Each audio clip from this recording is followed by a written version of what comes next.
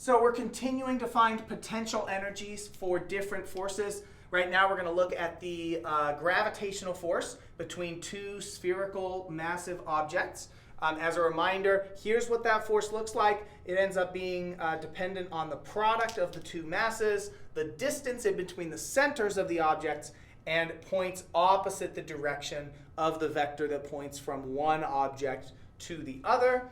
We're going to follow the same strategy as we used to figure out the potential energy change for a spring, which is to plug the force that we have over there into this expression and see what we get.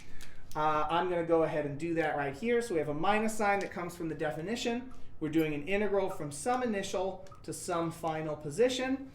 We need to take this force dotted with the dr vector, which means we're going to need r hat dot dr. Now r hat points in the direction of increasing r, and dr is an infinitesimal step also along a path in the r direction. So that dot product is going to give us 1, or positive 1. So everything else is going to come along for the ride here. So I have the negative sign.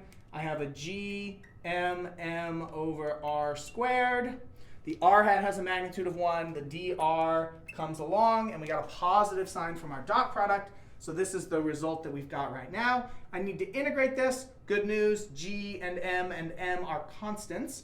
They're going to come out along with the minus sign, cancel out this minus sign here, and we're going to get g m times the integral from ri to rf of dr over r squared. Now this integral is a little bit more tricky than the one we saw for potential energy for a spring, but it's not terribly difficult. This 1 over r squared is going to step up to 1 over r, and then we're going to get a negative sign because 1 over r is the same as r to the negative 1. So this integral is going to give me g m over r with a negative sign. I still need to evaluate it from r initial to r final, which I can go ahead and do. So to get the change in potential energy here, I have minus g m over r final minus, so these minus signs are going to cancel out here, g m over r initial.